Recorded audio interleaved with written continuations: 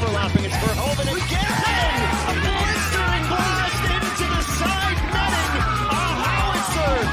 What are we doing, Doughty? Calgary. They slice and dices Vancouver.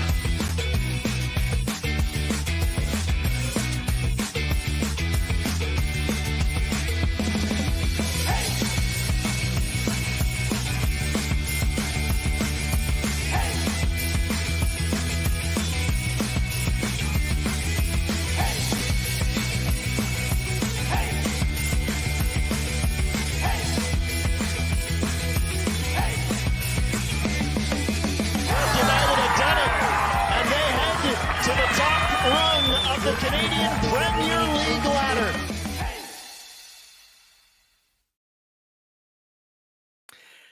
Hello, everybody, and welcome to the CPL Newsroom, presented, of course, by our friends at Volkswagen. My name is Christian Jack. It is Monday, June the 12th, and for the next hour or so, we will recap Week 9 in the Canadian Premier League and have a little bit of a look ahead to the Nations League coming up this week in Las Vegas. Nations League final, a huge week ahead for Canada as they get to the Final Four of CONCACAF, hoping to be the true kings of CONCACAF. We will be joined later in the show, also, actually quite shortly in the show, by Halifax Wanderers boss Patrice Geyser after a very special weekend for him. One of the major headlines as we look at the results from the weekend came out of Halifax. It started on Friday night as York United carried on their winning ways. They've got 13 points now from their last 5 games. They beat Atletico Ottawa by 2-1. A Luke Singh own goal and a Nazaze Di Rosario winner was enough to come back from Zach Verhoeven's early strike there at York. On Saturday, Halifax Wanderers 2, Valor FC 0. Finally, Halifax get their first win. And in the 35th game of the CPL season, we finally had a brace. The first player to score more than one in a game this season was Callum Watson. You only got long odds on that at the start of the season, as Halifax were very good in the game to beat Valor by 2-0. A Valor team that is now winless now in their last 8. On Saturday night in Hamilton, Forge 0, Pacific 1. A mistake led to Gennaro Daniels' 85th minute winner as James Merriman's team carry on their merry ways. And on Pacific now have 14 points from their last 6 games. Forge struggling to score in front of goal, 3 goals just in their last 5 games. And on Sunday, it was a goal fest. Cavalry 3, Vancouver FC 1. All 4 goals coming in the first 30 minutes. Bevan with 2 and Camargo got 1. Sean Hundell with the 1 for Vancouver. A great weekend of action. Common themes again. Braces, as I mentioned. Callum Watson and, of course, Maya Bevan. And some come-from-behind wins as York United and Cavalry dug deep at home, coming from losing positions to take all 3 points. We start the show, though, here in Halifax, where it was starting to get a little bit more like must-win territory before Saturday. Only week 9, I know, but for a new side with a new leader and a new identity, winless in their first 8 games was not exactly ideal for Patrice Geyser and Halifax. They needed wins, and they got one. We welcome Alex Gangurusic for this one, who covered this for us. Alex, always a pleasure to see you. Carry on the great work for us at campl.ca and One Soccer. You were all over this one, a great recap.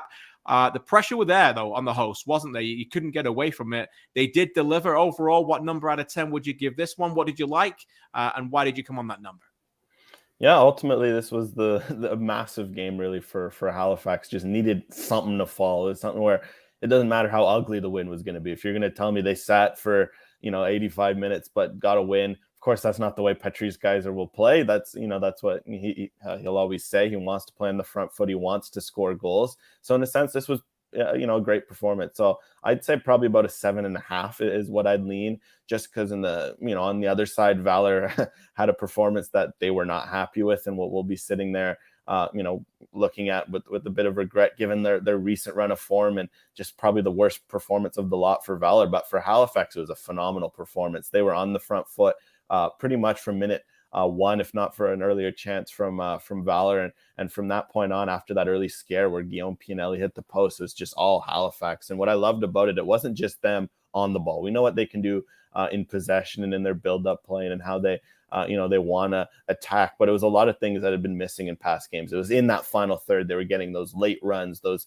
shots, those chances. Defensively, they were relentless. They were so good in transition, an area where they haven't been the cleanest at times this year. They were always getting men behind the ball, making sure they weren't letting Valor's dangerous counterattack grab a foothold. Their press was always so well timed. They were knowing when to step, knowing when to drop. And I think it was just a committed performance across the board. And I think that's huge because Halifax had great games. They'd had great performances, but there'd been moments where they'd switched off, or maybe they weren't defending as hard as they could have, or they couldn't get a second goal in a game. And the fact they ticked all those boxes in one for the first win, they couldn't have asked for more. Yeah, complete team performance, right? That's exactly what they delivered and how you wrote it. More on them shortly as we get to produce guys who join the show live. Valor, though, you called them listless. I thought that was really good. Samaki played at left back, didn't necessarily work that way. Phil DeSantos made, I think, 4 changes at one time, all like before the 60-minute mark. You could see what he felt of some of those players. What went wrong for them? What didn't you like about their performance? Yeah, well, the one thing about watching Valor is that they're always committed, right? You're always used to watching a team that's organized, disciplined. They know what they want to do on and off the ball.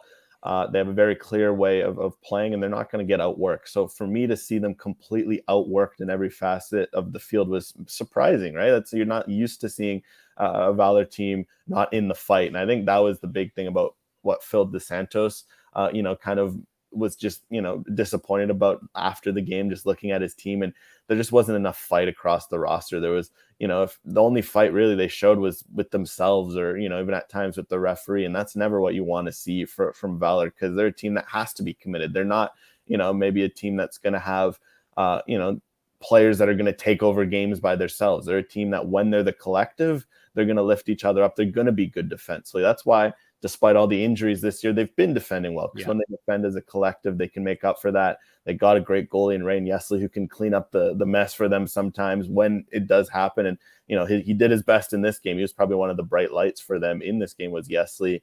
But there's just too many performances like that. And I think for a team like Valor, it just kind of throws everything you want to do out the window if you just don't show up like that. And that's probably the thing where Phil DeSantos is sitting there just thinking, look, like he said it after the game. He's like, look, I'll accept one where we get outplayed or something where we're not clicking tactically, but you have to be willing to work and willing to fight for each other. And there just wasn't enough of that. Yeah, you mentioned it. As ever, always honest in wins and losses. Here is Phil DeSantos after this one. We weren't able to find spaces. We weren't able to execute well when we did find the spaces. What bothers me the most is when you show signs that you're not competing or matching the opposition's intensity. So I feel that this game, a lot of things went against us. A lot of things didn't work our way. And that's simple.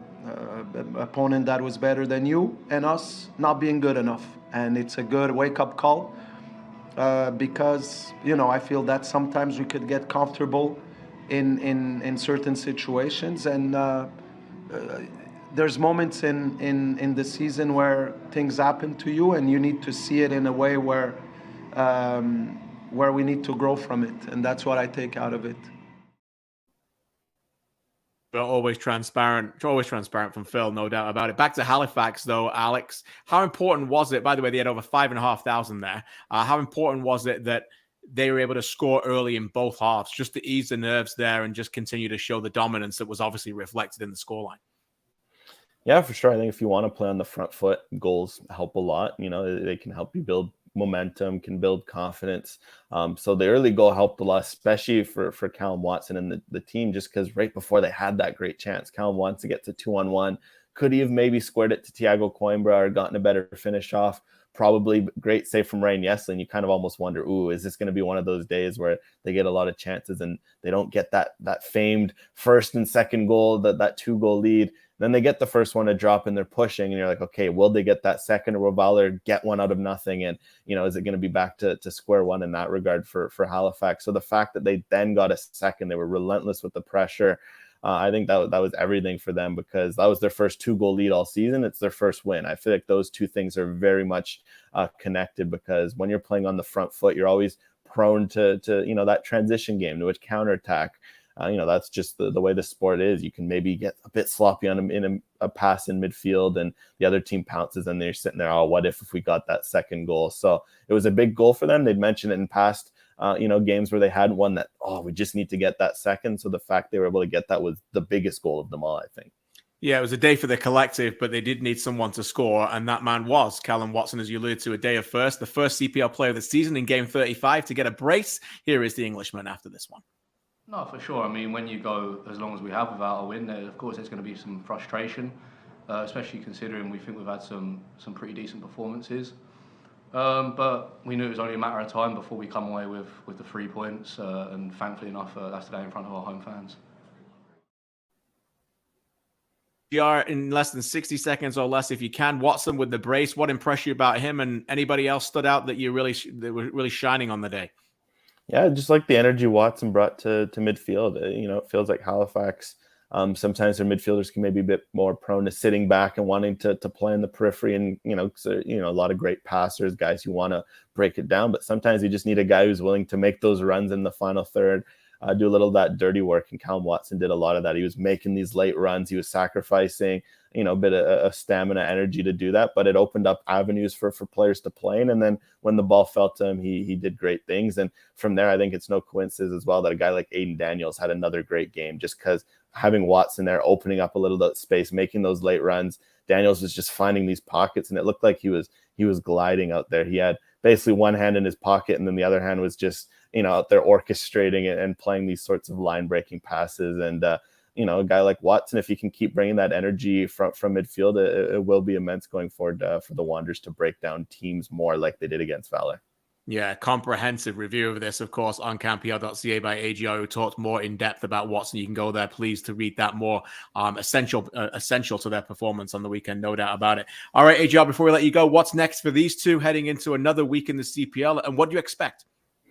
Yeah, obviously, big week coming ahead for, both teams. Valor, they head back. They've got a big one that kind of awaits them here, with Forge at home. And it's going to be a big just wake-up call of sorts, right? After a performance like that, you can't do that against Forge, that's for sure, especially not at home, where they're yet to really get that win at home, which is something we're not used to seeing from them. So lots to play for from there. Based on Philly's going to want a fired up group. Maybe we see a bit of rotation to kind of push and prod the group in that regard. As for Halifax, they get the huge advantage of not having to travel after a home game. Their first home game back to back. They get to host Cavalry this week. That'll probably be huge just for a couple extra days of rest and training and preparing for another game in front of their home fans. So it's going to be tough. Cavalry's looked good, when they're playing at their best this year, but they had an entertaining game at out in Calgary a few weeks ago. So we'll be interested to see if they can live up to that once again. Yeah, two fascinating tilts again. Great stuff. AGR, always great. We appreciate your work. Thanks for joining us, and we'll speak to you next week. Awesome. Thanks. Always a pleasure. Always a pleasure for you as well, as ever, to bring in AGR from the West Coast, but talking more about the East Coast this week. Now we bring in our special guest, Patrice Geiser, who has been a monumental addition for us at the CPL, an even bigger addition on the East Coast of Halifax. Lucky to catch him on a day like today. We always have a pleasure to bring him in. Patrice, great to see you. Thanks for joining us live on the show. I guess the first question is pretty obvious. How was Saturday? And a lot of mixed emotions, I'm sure, heading in, but just nothing but positivity afterwards. Yeah, thanks for having me on, Christian. I mean, it was a relief, but to be quite honest, I thought the group had done really well up to even before that game. I mean, we're top 3 in shots, top 2 in touches in penalty box. Our XP has us at 3rd place. Our XG, we're away from 4 goals. But we all know that it's a result-oriented business, and the win was starting to haunt the group. I'm really, really happy for the group of young men. When you look at Thiago at 19 years old and Callum at 21, I was thrilled. And, more importantly, I'm really happy for the city and the organization, considering what the city's been through for the past couple of weeks. I hope that brought a little bit of smile on some people's faces. So it was a relief, and I'm looking forward to keep moving and excited about this upcoming weekend. Yeah, you undoubtedly deserved it. Those of us who have watched every game and every minute knew that it was coming. One of my favorite sayings in sports of analysis, Patrice, is that success leaves clues, right? And even though you hadn't necessarily got the success in the outcomes, you just mentioned some of the stats there. How important was it for you to continue to talk to your players and remind them that there was a lot of success in there, despite not the wins coming in the first 8 games? Yeah, it was huge. And I'll tell you, I'm a firm believer that everything happens for a reason. That Forge win, we get it in the 90th minute. It doesn't happen. I felt Pacific. We were almost there. Calgary with the penalty. But what it's done, it's added adversity to our guys. It's made them learn and understand what a win means. And at this level, you really have to earn it from when you walk into that stadium to the very end. So their commitment had to grow. I think that no one stopped believing. So I was ecstatic about that. So we just kept growing. And I mean, the confidence that they gained from that. But I also can't lie, it was a relief. So the guys feel ecstatic. So it was great. It was great. I want to ask you a little bit more of a deeper dive into some personnel, if you don't mind, and just how you've been handling this, because I think to talk about the positivity, we also have to talk about the journey that you get there. And I want to take you back a little bit to the game against York, probably the most difficult game you've had this season. You lose 3-0 at home. A couple of players in that game struggled. I'm thinking of Mo Omar and Aiden Daniels, and you took them both off during the game. And then you didn't start them the next 2 games. But here they are starting, playing a big part in a big win. What does that say about those two? And what was that like, Patrice, as a gaffer, when you have to take players out and necessarily understand that it isn't about evaluating them in that performance? It's about a gradual thing. We live in this world now where everyone's jumping to instant conclusions, and you can't do that as a coach, particularly with young men in this sport, I would imagine.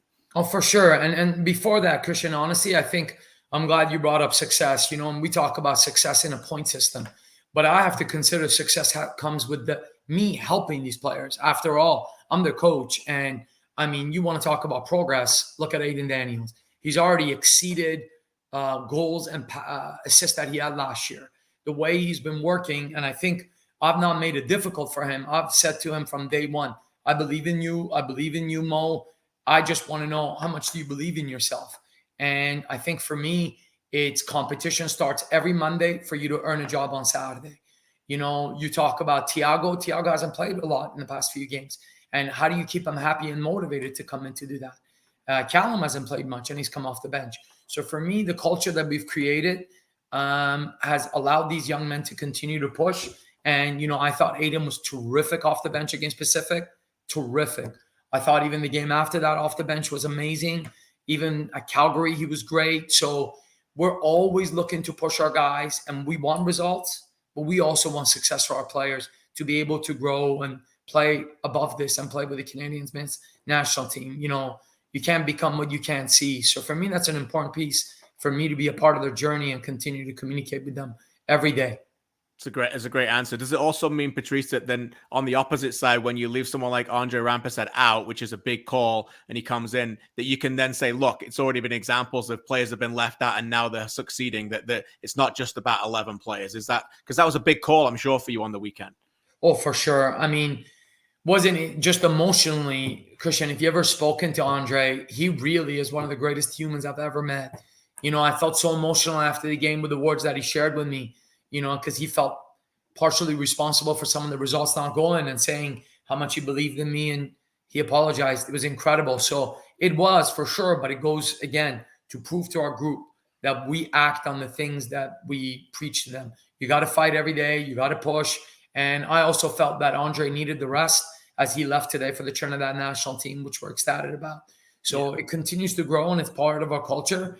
And I think, what I'm trying to do is come up with a philosophy of culture and on the field that's sustainable, that when I leave, this club can operate. Our identity is there of the type of players and the type of humans we need here to succeed. And I'm glad that we took a major step in the right direction this past weekend. Yeah, you can undoubtedly see it. Some questions in the chat for you today, if you don't mind. Some Flem in Halifax, he said, was it your intent to let Lorenzo, that being Caligari, have more freedom up the pitch with Omar anchoring? And maybe you can just talk about the balance of getting known to in the same field at the same time, because Caligari's been terrific for you. Lorenzo has been fantastic, and his composure and calmness on the ball is second to none. He leads the league in passes, and he's done some tremendous stuff. And again, we go back to us in Vancouver having the most new players this year. We're still trying stuff. I don't want to give anyone the impression that here comes the winning streak and we're going. It's a working project, but it's something that I'm proud of, that I will stand behind and put my name behind every day. So the plan was for Mo to be in a more comfortable situation as he played in college. And listen, Mo's played center back for us. Mo played as an 8 against Calgary and played as a 6 this game. So credit to Mo to keep an open mind and not saying, hey, Gaffer, you're confusing me and dragging me all over the place. So we wanted to find the balance. Can we connect more Lorenzo on the right side with Zach and Aiden Daniels and get it more forward, and have Mo sit and command space that we've given up a lot of goals from, frankly, in transition. And I thought on that day it came off quite well. Yeah, it certainly did. Thomas is intrigued about where Morelli is going to fit in the system, but I think I pretty much know what you're going to say here in terms of just having great players for competition in key places. No, maybe some more thoughts on having Zhao come back and integrating it into the team where you're obviously looking to score more goals. Yeah, listen, the easy answer is we're going to tell Joao just to stay inside the 18-yard box. It's where he's a predator, and when you have good players, you can work within it. We don't have a set system, but we do have a set philosophy. And I hope you agree that Joao very much fits it. He's a technical, silky, smooth player. And I think, he sent me the greatest message after the game on Saturday saying he can't wait now that it's official because I think it fits him more. So I don't quite know where he's going to be, but he's going to be closest to the goal as possible as he's magic in those finishing opportunities. Yeah, and one thing you can know about Zhao is that he cares, right? And he's going to do anything it takes for that community, a community that he loves. On that community, you alluded to it a little bit earlier. It's been a really difficult time, undoubtedly. I was just amazed at the passion that they brought again on the weekend. Yeah. It is only the third game. I think that got lost a little bit in the news about you having a struggling first 8 games. You had 6 road games. You had a very difficult schedule to begin the season as well. But you talked about it, Patrice, when you first came, about making that fortress. It felt that way, I'm sure, when you celebrated with them after the game, that connection with that fans. That's what football's about. That badge on the shirt representing communities. For sure, without a doubt. And I mean, the travel has been exhausting. I remember, talking with everyone. The first question, what's the jump from League One to CPL? And I think you've been one of the guys who's been advocate that I don't think the jump is massive, because I believe in myself and I believe in the group we have. But the travel was very difficult. It was an 18-hour travel day for us to get to Victoria with the stopover. So it's great to be home. But the one thing that we really stressed is that we don't want one fan sitting. And Callum and Thiago, if you look at it, you're looking at the game action. But when you look at the side, when the ball's out of bounds, they constantly were true orchestrators of the band and constantly got everybody up on their feet. And for me, we're looking to pick up 30 points at home. We have 14 games. We get 30 points at home. We're going to, reach one of our goals. That's one of them. The other goal is never lose 2 games in a row. And I think, what I've been proud is that when we've had a loss, you've seen a great bounce back from us. So now it becomes, when we got to win, can we take 2 steps forward rather than just 1 step? But the fans here are incredible, man. From the get-go, from the game before the whistle's blown. So I'm really happy to see that we made them smile and proud. Yeah, great job. Couple more with you and we'll let you go. I know it's a busy day. Spencer and some of the fans are asking your thoughts on this upcoming game against Cavalry. First of all, you don't have to travel, which is fantastic.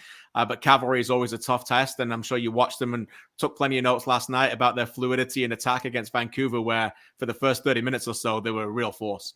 Yeah, they're fantastic. I thought, I think our group is motivated given the way the game ended last game and a few of the heated circles that there were. But I think we're looking to finish that off.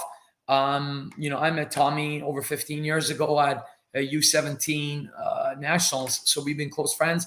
I have the highest level of respect. And I was, it's not great timing for us, but they looked very sharp last night. But, we also want to win games we earn against good teams. It's not about us wanting to prey on the someone who's down and out. So I'm really excited about it. I think that they're 4-2-3-1. And I feel like Tommy's kind of been in my shoes, and kept talking about patience and fluidity and consistency. And it was a fantastic first 60 minutes. So we're looking forward to it. And I think it'll be a great soccer game. I think Calgary is a very aggressive team. They're going to look to press us, which is great for us. And we're going to try to be brave and play through it. Great stuff. That's on Saturday, of course, at the Wanderers grounds, 3:00 local. Maybe on Sunday, you'll give yourself a bit of time to watch Canada potentially in a Nations League final in Las Vegas. That'd be pretty special. Certainly with some of your players who are connected to you that you've coached in the past, Johnston, Miller, amongst others. What do you think about Canada's chances quickly, Patrice? And what, again, is another special week for this men's national team that we keep saying the same thing in terms of these tentpole moments? Yeah, it's fantastic. I mean, the connection that we have with all of our players, Kamal, Alistair, all of them, sending a message after the one was great. And, just talking to them, they feel that just like us, we talk about culture, the stuff off the field just continues to grow. Everyone's really in a good place. And now with the addition of the 2 new coaches, their portfolio continues to grow. I think it's a major step to show everyone that are really a top and own CONCACAF. And that's difficult given, the growth everyone else has had. So, oops. It's okay. We still got you. Yeah. So I think for me, it's, I'm looking forward to a great ending to this tournament, and I expect them to finish and hopefully win it all. I'm very optimistic. And I think Coach Hardman and his staff have done a marvelous job growing the players. And, you look at all the respected players and their seasons they're having, it really lines up for a very successful week. I'm excited about it. Certainly does. We all are as well. Patrice, it's always a pleasure to speak to Likewise. you. I know we work at the league and we don't support any team, but we all had enormous smiles on our face, got tons of messages. How many people were delighted for you on the weekend? You're doing a great job playing a style of football that is not always easy. You're not taking the easy route because you're thinking big picture, and we certainly appreciate that. Again, keep up the great work. We'll see you soon, and good luck this weekend. All right. Thank you. Take care. Thanks for having me on. No, thank you. Patrice Geyser, a class act who's doing a great job there on the East Coast. From beautiful Halifax, we move to Ontario. And on Friday night, a clash between high-flying York United and an Atletico Ottawa side, confident after a big win last week, took on a really pretty good, in terms of an entertaining factor, a really good game in this one, which had a lot of storylines. For that, we bring in our own Charlie O'Connor-Clark, who was in attendance for this. Charlie, always great to see you. This was a special game again. Another come from behind win. Overall, out of 10, what would you give this contest in terms of its compelling factor, and why? What did you like about this one? Yeah, I love this game, and I've always been hesitant to give out high scores, but this game is an 8 for me. Love it. This had a little bit of everything. It had obviously that hell of a goal from Zach Verhoeven at the start of the game, and then York just dug in and found a way back into the game pretty quickly. Johnny Grant with this cross here in the highlights, if you're watching on YouTube. Again, rewarded just for putting the ball in the dangerous area. And then a late one off a set piece, which, again, York are one of the best stories in the league right now in terms of how their season started and how they've responded since then. So now 5 unbeaten with 4 of those being wins against some very good teams. So I think this is a fascinating game. It was a great night at York Lions Stadium. It's Pride Night. Just a lot of good vibes around the players in this game for York. So, it's always fun to see a team go on a little bit of a run like this. And Charlie, we got the shake and bake. We did.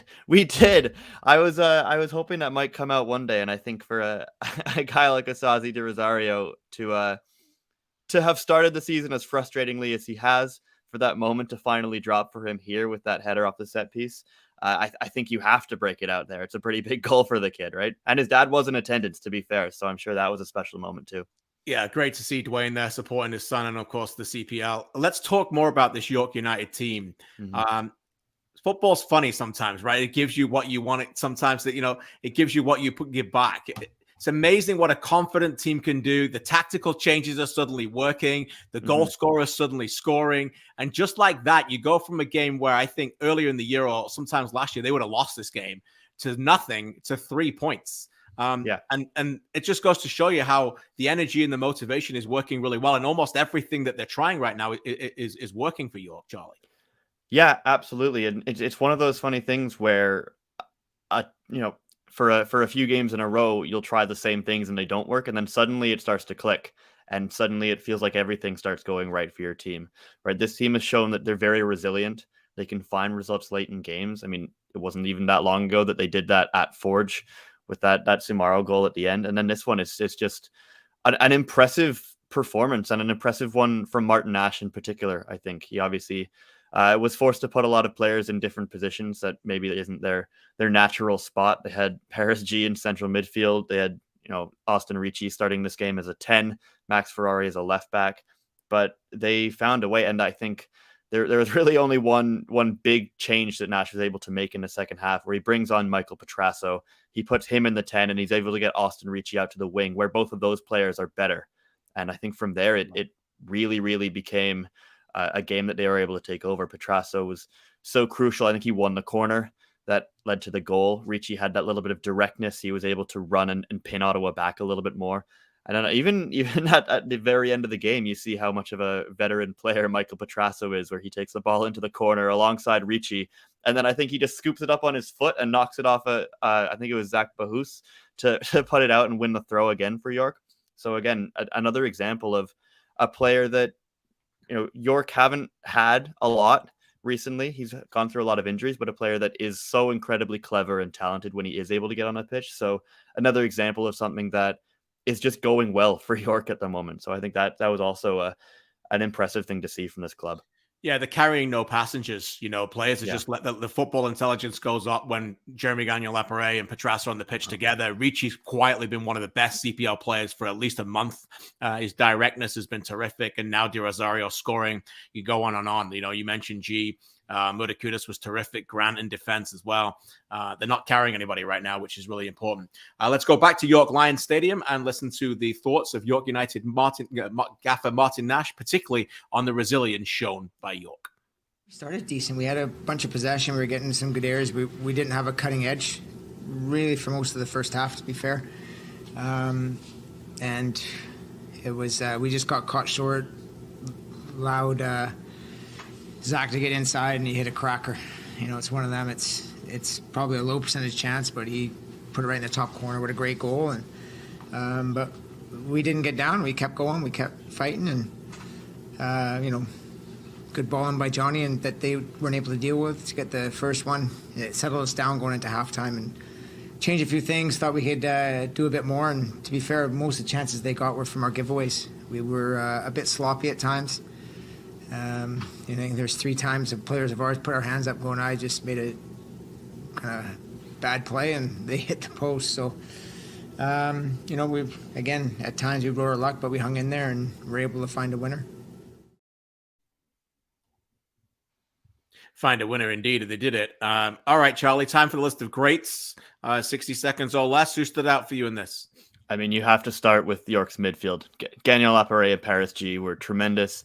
Gagnon-Lapierre has been missing from the starting lineup since the first week of the year in April, but he comes back in. He's immediately running the show, and you could see his veteran experience and leadership on the pitch to direct a lot of players that are maybe not playing a position they're comfortable with. So he was outstanding for me. I think there's a lot of players at York that stand out as well. Max Ferrari had a lot of work to do on that left side in a difficult position for him. And I think across the board, York as a unit, I've mentioned Petrasso as well. Ottawa had a couple good performances we'll get to in a second as well. I thought Miguel Acosta was actually quite good in this game, as was Jean-Aniel Lassie. But I think the story again is York and how well they controlled the midfield against a team who has a very, very good trio in the center of the park there. Yeah, Jeremy Gagnon-Lapierre was a massive signing for them in the offseason. Didn't necessarily go well at the beginning, played that first game, got hurt, looked like he was done for a while. Thankfully, he's come back, and you can just see the difference that he makes when he's on the pitch. He certainly was your man of the match, and I think quite rightly so. Most people's performance of the match, no doubt about it. Let's go back to York Lions. On Friday, here's Charlie, who caught up with the man of the match, Jeremy Gagnon-Lapierre. Post-game reaction presented by Allstate alongside Jeremy Gagnon-Lapierre. Jeremy, 2-1. I think you guys are undefeated in 5 now. You're playing all 90 in this one. Just tell me a bit about that game. First of all, it felt really good to be back out there for a full 90 minutes. It's been over a month and a half now that I had a chance to play for this long with this team. So it feels really good, and to top it off with a win like this, with a lot of character and grit on the line, it means a lot to me, honestly, and I'm sure it means a lot to everyone that played today. Tell me a little bit about the character of this team, because I mean, just a week and a half ago at Forge, you guys again get the win with a very late goal. This one again, and it seems like it's very difficult to beat this team right now, doesn't it? I think we got a little bit of a little something going for us right now that's special, and I think we just gotta roll with that right now and take as many points, because we all know it's a long season. There's gonna be ups and downs, but when you got that little something going for you, I think you got to capitalize on those games, and it's what we seem to be doing right now, and it's very important. It's a big match for you personally as well, as we mentioned, getting back in the lineup for the first time since, I guess, really the first week of the season in a starting lineup. How did you feel it there? I mean, you got a couple of those good set pieces in there as well, but overall, that midfield battle, it seems like it went pretty well for you. Yeah, I was just very happy to get through the 90 with no problem. It's been very difficult, like just seeing the guys battle out there and being on the sideline. It's there's not much you can do. It just feels amazing now to be back. Yeah. Lastly, you get the assist on the set piece at the end there, and Osaze seems like it's quite a relief for him to finally get that first goal. It seems like you guys are pretty happy for him. Yeah, very happy for him. It's a lot of pressure when you're coming off a big season like he had last season, especially at such a young age. So it's going to be a big weight off his shoulder, and now I think he can just take every game a bit more easily and just get back to what he can do, because we all know he's got amazing abilities, and just get back to goal scoring ways is going to be big for him. Absolutely. York United again beating Atletico Ottawa 2-1 here at York Lions Stadium for a 5th straight game unbeaten. Jeremy, thank you so much. I appreciate it. Thank you very much, John. Great stuff by Charlie. You mentioned it, 5-game unbeaten run, 9 goals during that run. None bigger though than the D-Row goal, no doubt about it. In so many different aspects. All right, let's flip the script. The scripts for Atletico Ottawa. They hit the woodwork 3 times. They take the lead. They had a number of chances to win the game. Were they unlucky, just simply unlucky in this one, Charlie? Or is there something else, again, under this team where after a win, they lose, where it's just not clicking at the moment? What did you see? Yeah, I really don't think that Ottawa should come out of this game particularly upset with the performance. I think the first half in particular, they were very good. And they actually looked, to me, maybe the most like they did last year, as they have all season, because they're really getting back to that foundation of the back 3 that shifts to a 4 out of possession, and really clogging up the right areas, finding those transitional moments. I've mentioned John LSC, but he was running at Max Ferrari so often in that first half, just collecting those passes and playing the give and goes. It was a very, very entertaining matchup over on that flank. But yeah, I mean, they hit the post 3 times, and you think Zach Verhoeven obviously hitting the first one and then scoring a wonder goal like 5 minutes later, I think less than that. So he makes up for that. But then Ali Bassett hits the post twice with shots from distance. And I think it's a game where it's very frustrating for Ottawa, and to concede on an own goal and a set piece, it's kind of difficult for a coach like Carlos Gonzalez to pick out what specifically went wrong for them. You'd probably say that they maybe lost a little bit of that killer instinct towards the end of the game, and maybe didn't adjust as well as York did, because York kind of make that switch around the hour mark, and Ottawa don't really adapt to it, and they're continuing to play in the same sort of spaces and getting burned a little bit more often. But I think for Ottawa, there's not a lot to look at as problematic from this game. I think it's the kind of game where you're on the road, and sometimes that happens, and it would be a lot easier to swallow if there had been more results previously for them. I know the one last weekend, but it's a difficult one to swallow. But again, I really don't think if you're Carlos Gonzalez, you can change anything drastic from a game like that. You mentioned it. Let's hear from him. Here's Carlos Gonzalez after their narrow 2-1 loss at York. Well, I think that the game plan worked. I think that we went into the areas that we wanted, that we created, and yeah, Zach Verhoeven plays there. Is a player that is versatile, and that he can run to the space, or he can receive in the feet, and he can be quite versatile. So yeah, I think that the situations worked today. What didn't work was the last pass or the ending situation, in which I felt that we created to win the game, but we didn't win the game. As ever, you can read Charlie's comprehensive guide at campl.ca on this one, and so that's definitely tons to get into. What's next for these two, though, Charlie? 2 really interesting tilts for both these sides. Yeah, I think so. Atletico Ottawa going back home, and they're hosting Vancouver FC there for the first time. I think that's a game that Ottawa are going to circle and say we have to win this. Yeah, I think to get back on the horse there. York, though, the fascinating one is they go back out to Langford for the second time this year to play Pacific, and last time they were there, that's really kind of the flashpoint for this run that they're on now, because they lost that game 4-1, then went straight to Halifax, stayed together for a week, and since then they've been one of the best teams in the league, certainly results-wise. So it'll be interesting to see have they identified what went wrong in that last game at Pacific, and see how different this one is, because then they have to come back home midweek to play Halifax again, so it's a short turnaround for them. Yeah, as ever, they'll be needing their full squad for both those games in a short turnaround, no doubt about it. Charlie, great stuff. We always appreciate your work. We'll chat with you next week. Thanks for this. A reminder, friends at TonyBet, campl.ca/predictor. You choose the correct score, you can win up to 20,000 tickets to games. It's all there. Check it out. And we do what we can to give you some tips here as well. Next, we stay in Ontario for a top-of-the-table Saturday night clash in Hamilton between Forge and Pacific. Benedict Rhodes was there for us. A close game settled by a big error.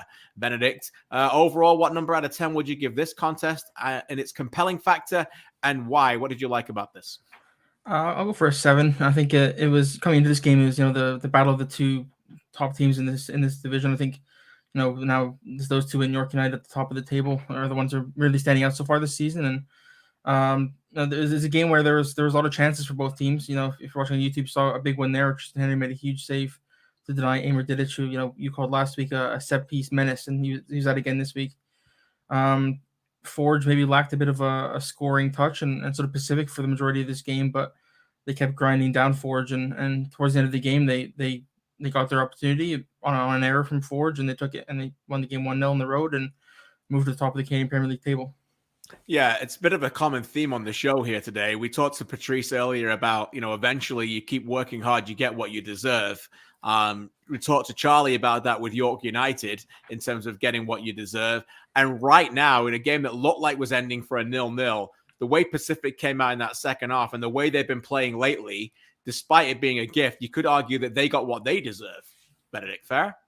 I think that's fair. I think good teams win games, right? Whether it's through luck, but you kind of make your own luck, and sometimes, and that was kind of happening in this game. It was a I think I called it speculative, the pass from Manny Aparicio down the pitch, but Gennaro Daniels knew if he goes and he presses them, he'll put some pressure on the back line, and Dom Samuel and Tristan Henry kind of collided or miscommunicated there, and Gennaro Daniels took advantage. So good teams find a way to win and take the opportunities when they come to them. And while that did lack for a lot of this game, they got the opportunity and they took it. Good teams find a way to win. Good players find a way to make a difference. And Manny Aparicio is always involved in big moments right now. Let's talk about Pacific. I want to talk about their maturity a little bit. It's not always gone well for them at Tim Hortons Field. In fact, aside really from the final in 2021, it's been a bit of a house of horrors for them. They got obliterated by Forge last year, 3-0. It could have been 6. They were awful that day. In less than a year, they've turned this around. Second half, you were really impressed about them, and now they are undoubtedly the best team in the CPL at the moment. There's nobody going to argue with that. What did you like about them in terms of their second half performance? Yeah, after the break, I think James Merriman spoke about it. Where he said, at halftime they wanted to spend the first half just being, defensively sound, and then when that did happen, they knew they were able to attack a bit more, and in the second half that did come for them. They brought Ayman Salouf and Sean Young off the bench and Gennaro Daniels, and those are three guys who, maybe don't always expect to see on the bench. I know Salouf has played there a bit off the bench recently, but he's one of the best players in this league. He's surely one of the front runners early for the player of the season. And he came on again and made a huge difference. He within 30 seconds, I think he already had a shot on goal. And when he's on the pitch, defenders kind of gravitate towards him and opens up space for other players as well.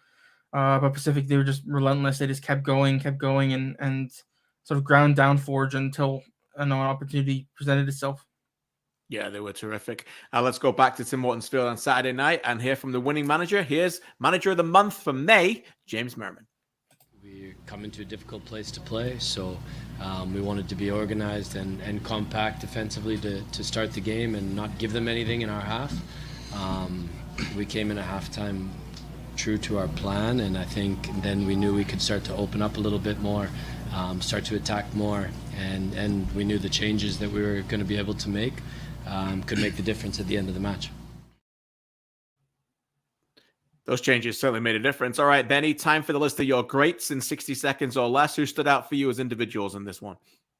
For Forge, I think before the error, I thought Tristan Henry was fantastic. And up until the last couple moments of the game, he made a couple of huge saves on Amor Didic and Adonijah Reed, who was also my player of the game was Reed.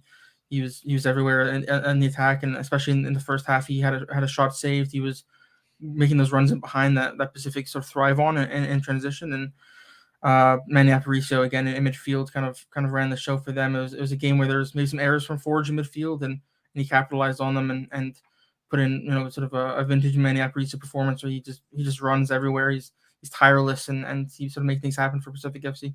Yeah, Parisio was terrific. Hard not to get him into the team of the week this week. Just missed out, but he was very good. All right. As for Forge, the ball's not going in. They're just not scoring at the moment. There seems a bit of a lack of continuity as well. Maybe Bobby Munoz is trying a lot of different things. Johnson was back in defense. Dom Samuel preferred at left back. Hajab report taken off early again. Borges got his chance this time, but didn't necessarily shine from the start. Chouanier back on the bench. There's a lot of rotation and not a lot of continuity. I guess the schedule's led that way, but is it simply that just the ball's not going in, or are some players not necessarily performing the way they should and maybe letting Bobby Sminiosis down a little bit? What do you think?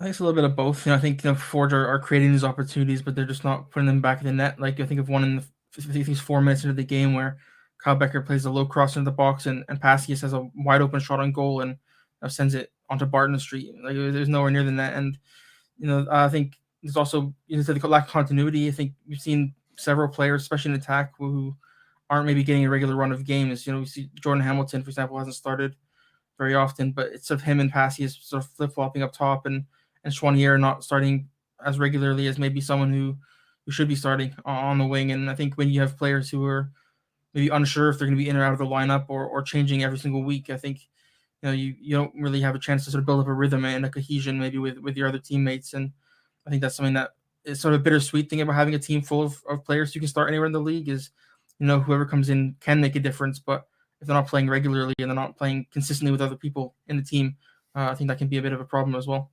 Yeah, you alluded to, not the first time Woburns Passius has missed a great chance in the first few minutes of the game. He did the same against York as well. That's football, though. We talked earlier with Di Rosario, right? But yeah, as you mentioned, looked like he was kicking field goals for the Ticats rather than playing up front for Forge on the weekend. That's not great. All right, let's go back to Tim Hortons Field and hear from their gaffer. Here's Bobby Sminiotis. Yeah, I think up until about the 65th minute, game was in control and what we were doing, and then for some reason after that, uncharacteristically, it became a game of transition. It became a game of transition. Then you're playing with chance and luck, and those two guys don't play on our team. They certainly don't. 3 goals in the last 5 games for Forge, 4 of the next 5 away, including this weekend. Benny, so what's next for these two? Yeah, Forge are in Winnipeg this Friday. They're playing a team who historically been good at home, but Valor may be struggling a bit at the moment. Winless in 8, I believe it is. So that'll be a big test for both teams, I think, to see who can sort of get back on track. And then Pacific are playing the other high-flying team at the moment in York United, which should be a fantastic game on Sunday at Starlight Stadium.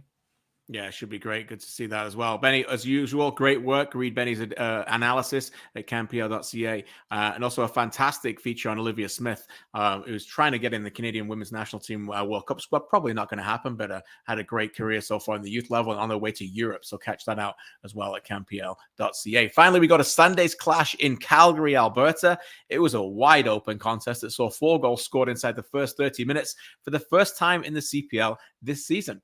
No more would follow, though, but it was enough to keep our own Mitchell Tierney on his toes. He covered this one for us. Mitchell, thanks for waiting. Thanks for being patient. Overall, what number out of 10 would you give this contest in terms of its compelling factor, and why? What did you like about this one?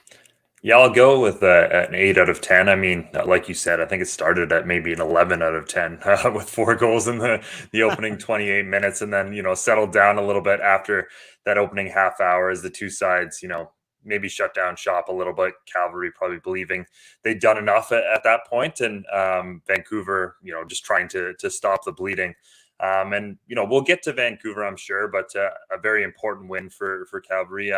So much has been made about how many points they've dropped from leading positions so far this season. But after a gut punch, just 4 minutes in, 3 goals and 3 points from a losing position on Sunday, and at home as well, they're now leading the league 9 points at Cofield, 9 goals as well, top of the league in both those categories and remaining undefeated. So yeah, making at Cofield a fortress is an important point always for Cavalry, and they're doing it again this season. Yeah, they were terrific in this game. And you alluded to it. The story coming in was the 7 leads that they'd already relinquished this season through 8 games. Maybe that goal that they handed Vancouver on a platter was exactly what they needed to ignite themselves. What I liked about it is that they never got down. You could see Marco Carducci right away just talking to Chima, who had made the error. It's fine. We got another 90 minutes to play, plus they were only 4 minutes into the game. And within 25 minutes of that goal, it was game, set, match, really. So every credit. We'll get more onto Cavalry in a second. What about the visitors? This month was always going to be a real test for them, right? Vancouver, they're playing all 4 teams in the playoffs last year, and they don't really have much of a midfield. Rocco Romeo started this one there in midfield at the base, and then they would move to a back 5. They get that gift early, but they seemed a little bit too easy to play around. They're struggling at the moment, Mitchell. What did you see from Vancouver's side in this one? Yeah, interesting if they shifted maybe a little bit more attacking in their initial approach, with Sandoval and Batar and Hundal up top. And obviously it worked 4 minutes in where Sandoval, puts on the pressure and they get a goal. But then maybe, smelling blood in the water or what have it, they were a little too open. And Afshin Gutby had a great quote, as he always does after the match, about saying they're not good enough to defend with 6 or 7 players. They have to defend with all 11, and they didn't do that nearly enough in the opening moments. Obviously they were able to switch things up to the back 3 in the second half, but by then the damage had already been done. And you mentioned the midfield dating back to the last game these two sides played, in that late injury to Caden Chung. They just haven't been able to quite find the balance, I don't think, in the middle of the park since then. And that number 6 position is a big miss for them right now. They're trying to figure it out something there. And, they tried Rocco Romeo there in this match. And I just think it really just took him out of his best position and where he can best affect a game. Too often Calgary was just able to play around him or play over him. And, you see some of the goals they scored and you just wonder if Rocco Romeo is there at the back and a ball gets played over the top that beats them so easily. If that's happening, if there's as much space in the center of defense on Gauthier Antigny's run for the second goal. So, it's becoming a concern. Obviously, 9 goals conceded in 2 matches. Defensive organization was kind of their hallmark through the early part of the season, but a bit of a step back in that so far. And those are the growing pains of being an expansion side, but obviously something that they'll have to figure out quickly if they want to get themselves back in the playoff conversation. Yeah, I get the feeling that they're shopping right now. And I think they have to be. And I don't. They are. Guppy said that. Yeah, they are shopping for number 6. Yeah, they haven't had a number 6 for a while, right? Since the start. Even Caden Chung coming back, he's not the solution, really. He's a band-aid, but he's a very good one, but not a solution at that position. Let's go back to Atco Field. It's Bruce Meadows at Atco Field. Here's the thoughts of Vancouver FC boss Ashvin Gutby. First of all, I have to congratulate Calgary for their victory and also for creating such a fantastic football atmosphere with their fans and the ambiance of the facility and playing on a natural surface. I really enjoyed it. My thoughts, I think we had a brilliant start, a fantastic start. Very disappointing for me to see how soft we took those 3 goals, but I felt our reaction was very good after probably 37th, 8th minute into the end of the first half. And then I felt also in the second half we created enough chances to come back into the game. It's unfortunate that some of the chances we created that we didn't finish to come within a goal of the match, because I think if we would have got the second goal, then we would have got something out of this game. Is 3-1 a fair result? I think, to be honest, no. I felt we deserve something from this game. But I have tremendous respect for this Calgary club. I think they're a very good side and their points are not close to the quality that they have. So I'm hoping that we keep learning and these lessons will help us become the team that we need to be to get into the playoffs. Some harsh lessons, I think, dealt with what you called, Mitch, a dynamic cavalry attack. I thought it was really good, well worded on your analysis. So I guess in 60 seconds or less, who was some of your greats in this one? And I would imagine a lot of them wore red. Yeah, I mean, we talked about how disjointed and disorganized Vancouver were at the back. You need to give credit to Cavalry for that, especially in a match where, I don't think Ali Musi was at the level we've considered him at in recent games. So just the partnership between Camargo and playing below Bevan and just how they're able to transition from side to side and find different pockets and areas to combine with players and to find pockets of space to pull defenders out of position is so important. And then I thought Gauthier Antigny, a player, playing out wide on the left, providing that width was so important. And his ability to, just be direct and provide speed out there, a little bit of a different look from Cantave or Escalante, who they've played there in recent weeks. So I thought he was critical as well. But just quickly, I think Bevan, so important to have a player who's scoring that consistently. The leading goal scorer for Calgary the last 2 seasons was Mason with 7 and 8. Bevan's already got 5, so that shows you just how prolific he's been for Calgary this season and important for that team. Yeah, he's been terrific, no doubt about it. The thing about Bevan is that for me, he came back after his injury last year, and I had a chance to speak to him in the offseason, incredibly motivated. He was motivated. I know they don't talk about individual awards and honors, but he knew that he had it in him if he played all season that he can win the Golden Boot. He wants to get that top scorer. He had a smile on his face yesterday in the post-game coverage with One Soccer when they told him he's now tied. He's got 2 assists already. That's a personal motivation and goal for him. So that was great. Here he is, actually. Let's go back to Echo Field, some reaction from the New Zealand and Maya Bevan. Obviously, it's good to be up there in the golden boot, but I just want to be fully fit. I say this again because of last year. I wasn't fit enough last year, so I just want to give 100% every game. But I think it's just the confidence, that the gaffer's given me. He said, come and be the number 9, and I think now it's showing. I just hope the ball continues to drop. That's his position, no doubt about it. It's his shirt to lose at this point. And to be fair, this time, earlier last season, when he played so well in those CanChamp games as well, it was his shirt, and he really only lost it through injury. With more on this reaction from this game, let's go back there and hear from the gaffer. Here's Tommy Whelan Jr. Exciting, dynamic, and it's been great. Like I said, I've sounded like a broken record. It's coming. We've got some wonderful moments, and what I needed to do was have that, a 95-minute performance. And look, in patches, Vancouver had the upper hand, and credit to them. Like I said before, they're well coached, and in this league, in a league of parity, you're going to have to give up a little bit of the ball sometimes, but then when we got it back, we probed, we pushed, we switched the ball, and what we were trying to do was, patient to then attack with the pace that we had. And when we did have it, it was excellent to see. And I think what this does now is it validates what we've been leaning towards and also gives our guy confidence, because when you've got Serge, Musi, Gote, Maya, Beck's coming off the bench, Mickey Cantave, Escalante, it is the cavalry. And that's how we want to attack when we do get space. We want to overload them with dynamism. Yeah, lots of words to look into there. Probably the biggest one I took from it was validation, Mitchell, in terms of just looking back at, it's been a testing time for them, no doubt about it. A lot of negative storylines, a lot of points dropped. But the fact that we're getting in those positions, always felt that what they were doing was right. How big of a win was it for them to just continue to get that and turn that feeling back into positivity? Yeah, incredibly important. And you talked to Patrice earlier about, good sides leaving clues, and Calgary have left plenty of clues. They've been doing all the things you'd usually expect to lead to wins. Most importantly, scoring first in just about every game they've played this season. That's usually a good indicator of 3 points. Hasn't quite been for them this year, but they're third in the league in expected goals. Now they're leading the league in possession.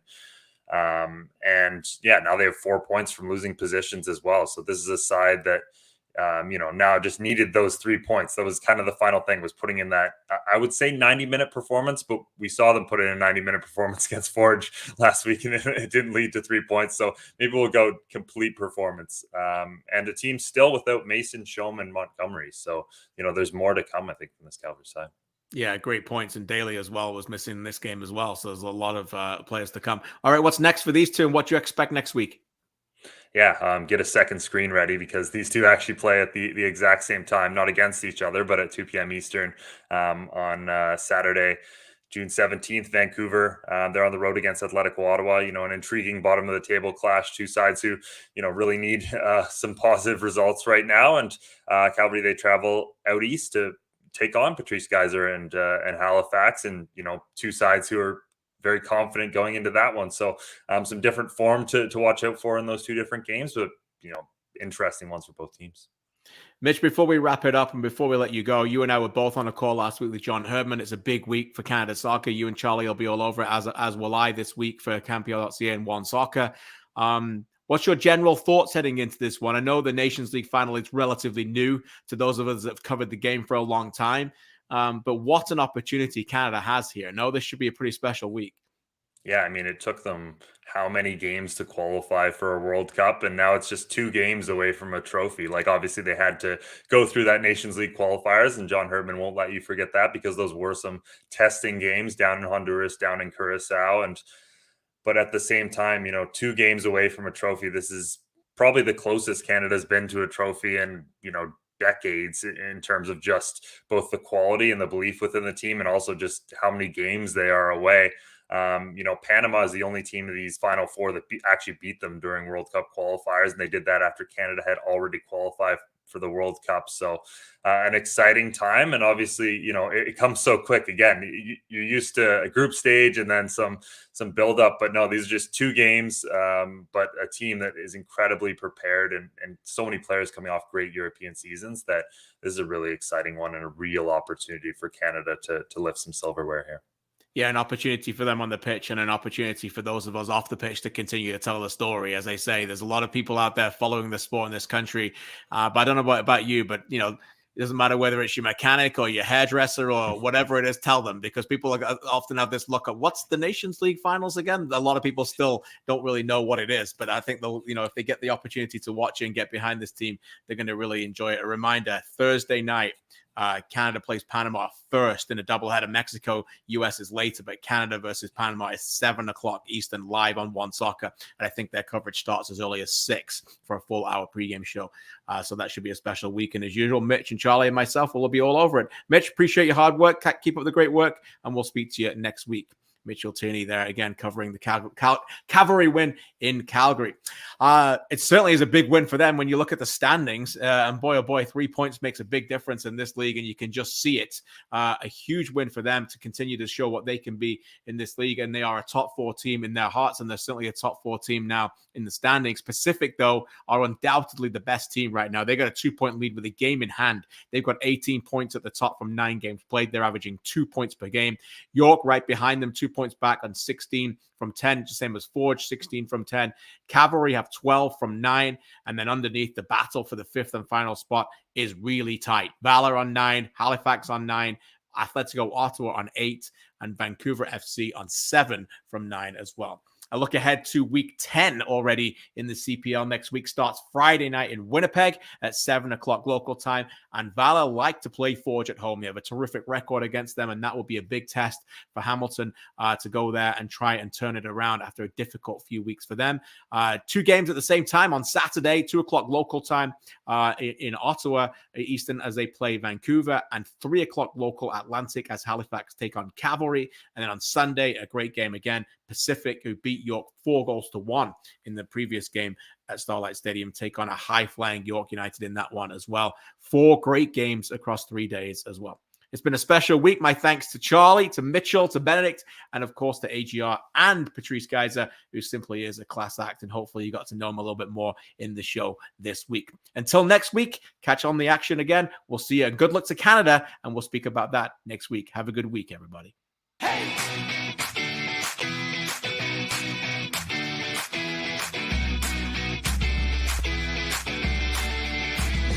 Overlapping, it's Verhoeven again! A blistering blast into the side netting! A howitzer! What are we doing, Gowdy? Calvary. They slice and dices Vancouver.